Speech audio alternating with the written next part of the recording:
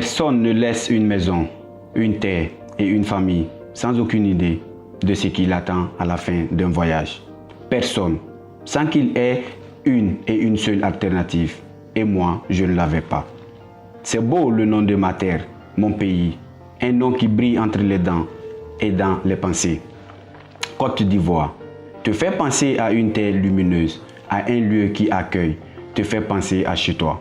Mais chez toi, il y a la guerre civile, un long conflit et plein de morts, une lutte pour le pouvoir, une guerre entre militaires et civils, une guerre qui frappe, qui fait mal, qui tue, une guerre entre deux hommes qui se disputent le pouvoir. Pendant qu'ils se disputent, de qui va gouverner, qui est président, les hommes crient de faim et de désespoir et de mort partout.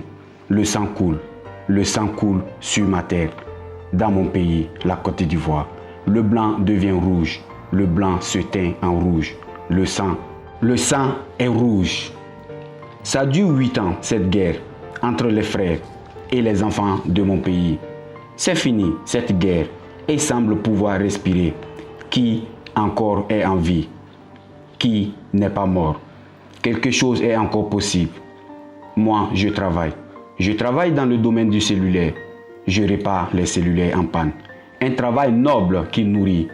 Chez moi, les personnes n'ont pas du pain, mais un téléphone. N'ont pas Dieu, mais des bras. N'ont pas de voix, mais un téléphone, oui. À l'école, je ne peux plus y aller. Ça coûte très cher et à la maison, nous sommes trop. Étudier est un luxe que je ne peux me permettre. Un soir, de retour à la maison, dans un minibus rempli, je l'ai regardé dans les yeux et j'ai senti la terre trembler. J'ai vu la mer, les montagnes, j'ai vu le soleil, j'ai vu des lieux que je n'ai jamais été et jamais vus. Les visages des personnes que je n'avais jamais vues. La regardant, la voyant, elle me sourit et mon cœur, pour la première fois, a arrêté de battre et repart de nouveau avec un rythme accéléré. Nous nous voyons souvent, parlons de tout et pensons au futur, à ce que nous ferions, à ce que nous dirions et aussi ce que nous serions.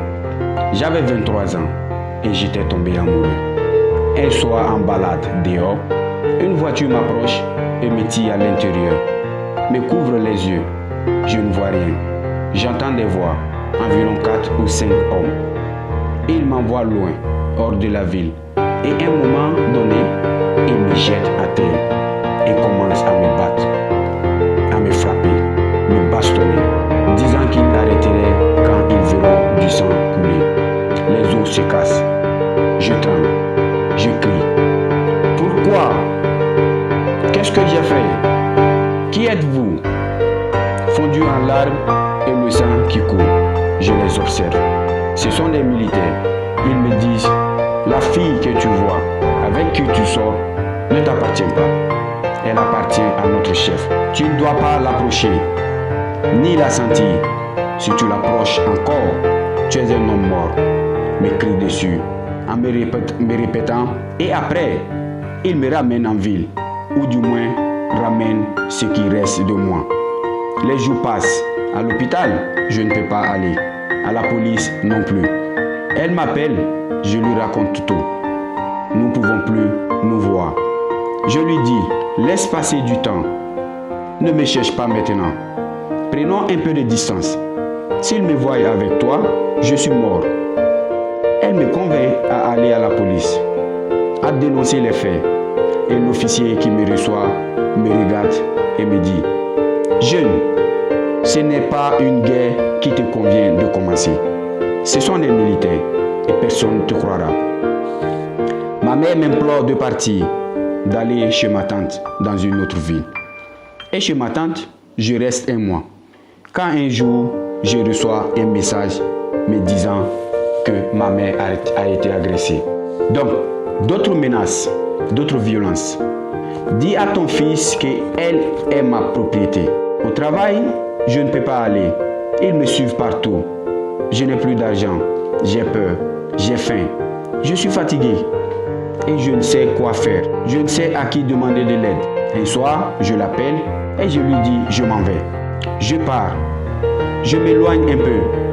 Si les choses se calment, tu me rejoins. Je vais où le sang ne coule pas, où la faim n'est pas, où il n'y a pas de douleur. Avec le peu d'argent que j'avais, je prends un autobus et je pars la nuit dans le désert. Côte d'Ivoire, Burkina Faso, Niger, sans nourriture ni eau. Le long du parcours, nous avons perdu des frères. 5 jours et 5 nuits, sans arrêt, entre les dunes, à la fin, la Libye. Mais la Libye est une prison entre deux enfers. D'un côté, le désert, et de l'autre côté, la mer. Le désert te ramène chez toi, et l'autre, la mer, te porte dans l'inconnu, vers l'inconnu. Le sombre et à peine, d'un côté le désert, et de l'autre côté la mer. L'un te porte chez toi, et l'autre te porte vers l'inconnu. Le sombre. À peine arrivé, il nous arrête, et nous jette en prison. Autre torture. Il parle arabe. Il m'appelle animal, nègre, et me dit d'appeler mes parents pour qu'ils envoient l'argent. Parce que pour sortir, je dois payer, sinon je vais mourir en prison. Et pendant ce temps, il me frappe, afin que qui m'écoute de l'autre côté du téléphone ne tarde à envoyer l'argent, même si l'argent n'y est pas, aussi ne sachant comment s'en procurer. Après 3 jours de prison, il me jette dehors, me libère, j'ai faim. Tout mon corps me fait mal et je ne sais pas où aller. Je me rappelle d'un ami qui est arrivé quelques mois avant moi en Libye. Je l'appelle et il m'accueille chez lui pour quelques mois. Je commence à travailler et mets un peu d'argent à côté. Un mois après, une nuit, je me jette dans une barque avec 100 autres personnes, hommes, femmes enceintes, enfants, serrés, immobiles, et le carburant utilisé pour naviguer est nocif, toxique, qui vous donne le vertige, vous tourne l'estomac. Tous vomissent, beaucoup s'évanouissent, un à côté de l'autre, pendant 3 nuits et 3 jours dans la mer, sans savoir où et si on y arrivera. Sachant que derrière, tu ne peux pas retourner, je ferme les yeux et pense à son sourire. Prie Dieu de revoir la terre et son sourire et visage. Le dimanche, après 72 heures de navigation, sans nourriture ni eau, quelqu'un crie « C'est l'Italie !» Moi, de l'Italie, je n'ai jamais entendu parler. C'est seulement un poste lointain, une côte ou accosté. Je me souviens de beaucoup de visages. Quelqu'un nous accueille, nous fait à manger. Nous sommes en Calabre. Ils disent, mais nous allons partir d'ici. Quelqu'un crie en français. Il nous envoie à Naples. Je répète à voix basse, Naples. Qui sait qu'est-ce que c'est le seul lieu? Qui sait si on peut respirer? Nous arrivons dans un centre d'accueil. Moi, je ne comprends pas leur langue et leurs gestes. Mais au moins, nous pouvons finalement manger et dormir. Je n'ai pas trop souvenir des premiers moments parce que mon esprit était très loin, comme dans un puits profond. 2 mois après mon arrivée, j'appelle à la maison. Je suis vivant! Je crie. Je suis vivant. Et je suis en Italie. Elle rit, pleure au téléphone. Elle me dit qu'elle me rejoindra, qu'elle arrivera aussitôt. Il la bloque en Libye, la ramène à la maison. Elle n'a plus d'argent pour repartir, mais essayera, elle me promet. Sont passés 3 ans depuis mon arrivée à Naples. J'ai appris l'italien. J'ai été chassé de mon premier centre d'accueil. J'ai dormi dans la rue. Une pasteur d'une église protestante m'accueille et me donne de l'aide. Je dors sur les bancs de l'église pendant 1 semaine, sans toilette ni eau. Pendant des mois, d'autres comme moi courant sous le bâtiment de la préfecture et criant à haute voix. Nous existons, nous sommes des humains, nous sommes comme vous, aidez-nous. Il m'accueille dans un autre centre me parle d'une coopérative qui peut m'accueillir, qui s'appelle l'Apparenza, en napolitain qui signifie groupe, ensemble. Et ensemble, c'est le contraire de seul.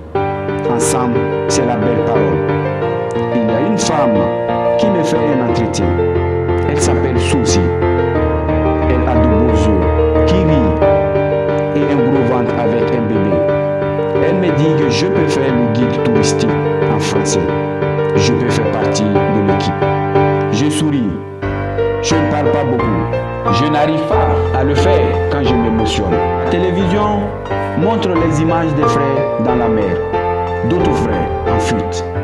Un politicien fâché crie que nous ne pouvons pas rester ici, que qui sait qu'est-ce que nous sommes venus faire, que nous devons retourner chez nous.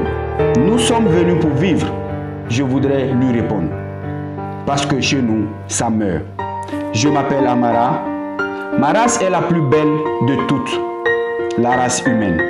J'ai 27 ans. Et ça, c'est l'histoire d'un voyage.